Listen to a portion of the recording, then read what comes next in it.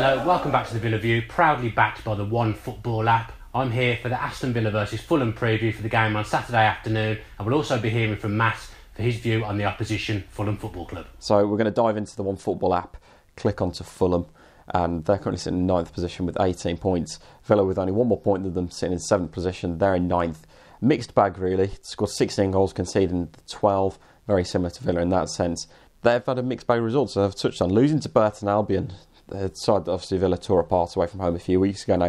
Middlesbrough's a good draw, beating Forest away from home is no mean feat, and they've drawn with Preston last weekend, who have been really good under Alex North, so I mean it's about as average as you can get, a bit like Villa's season so far, and the way they play their football, it should come as a real danger to Villa potentially for the game. We're coming off the back of what only can be described as a disappointing day at the office away at Molineux. It's not so much that we got beat, because obviously Wolves are one of the best teams in the league. It's the fact that the way we lost, really. We didn't really have a shot until Snodgrass's free kick late in the game. And we didn't really show anything of note until that moment. So it was a little bit disappointing that we never really seemed to get going, that we never really seemed to adapt to what was happening in the game. We just stuck with that 4-4-2, even though it clearly wasn't working. So I'm hoping to see a bit more tactical flexibility against Fulham, because Fulham are a similar side to Wolves in their last game and actually had 71% possession. So like Wolves, they like their fair share of the ball, and that's the kind of team that I think we've always struggled against in the Championship. Although saying that, last season they dominated possession at Villa Park and we actually managed to come away with a 1-0 victory. So I'm hoping for a similar result this time round. Fulham had a mixed start to the season, arguably sitting just below us in the table in 9th position, winning a few games, losing a few, up and down, a bit like Aston Villa really. Some of the key men that you need to really look out for is the likes of Tom Kearney. We saw them play against us back in, I think it was April time, and away from home, and they tore us off the park that day.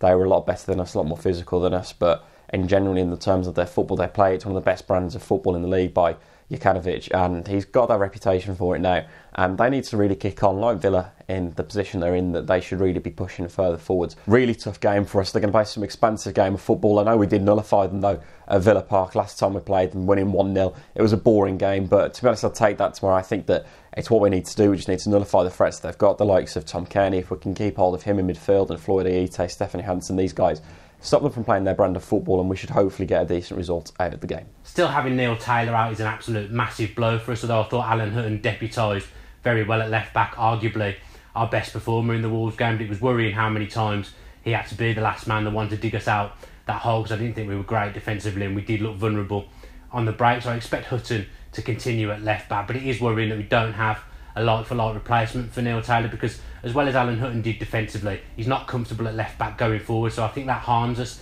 in the long run. Even though Neil Taylor's not the best going forward, having that left foot does offer us balance. We haven't seen the best of Jonathan Codger since he's come back from injury, and again that's a concern, although you could argue the fact that he didn't have a proper pre-season is probably hindering him now, and he is playing catch-up fitness wise, but I think he cut a frustrated figure in the Wolves game, and we're going to need more from him. Obviously he hasn't scored from open play since he's come back in the team, which hasn't been a problem because the goals have been shared round, but in a day like the Wolves game last time out when we didn't really make anything happen, he's the kind of player who you look to make something happen on his own like he did last season. That didn't happen for us on Saturday, so it'll be interesting to see how he bounces back against Fulham on Saturday. Of course, as is Villa's usual luck, Fulham's best player, Tom Kearney, has returned to fitness last week and came off the bench in their 2-2 draw against Preston, so there's arguably a chance he'll start against us, and if he does, we'll have to keep a very, very close eye on him, because to be fair, he ran the show at Craven Cottage last season and he is probably one of the best players in the Championship.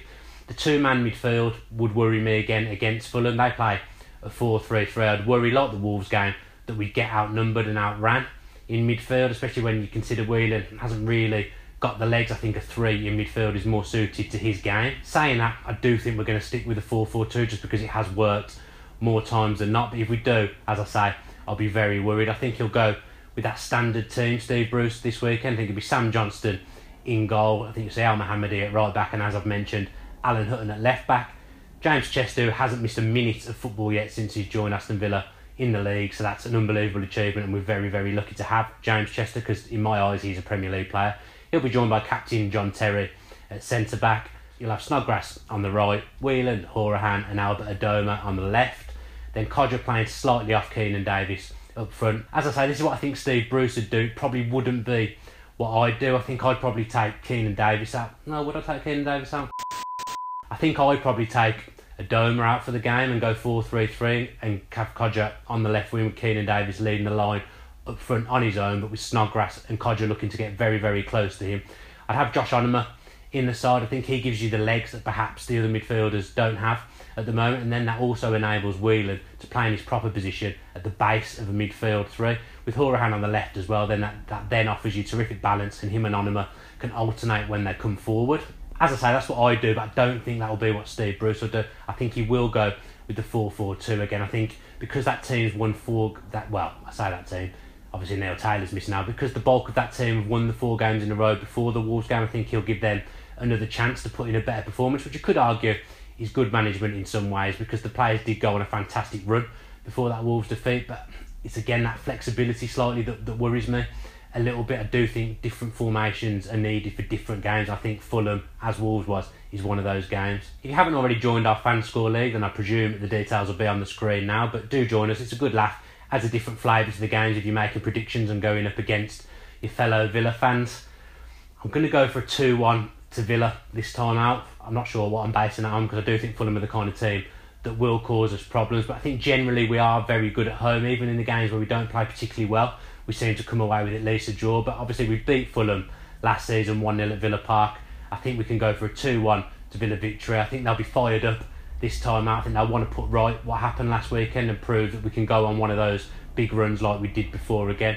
So for the game, I'm actually going to predict a 1-0 win for Aston Villa with a Conor Hourihane goal in the 28th minute. First goal scorer, I'm going to go with Codger. Again, I just think he's going to score a goal from open play at some point, and I'm going to back him to pull something out of nothing in this game for us.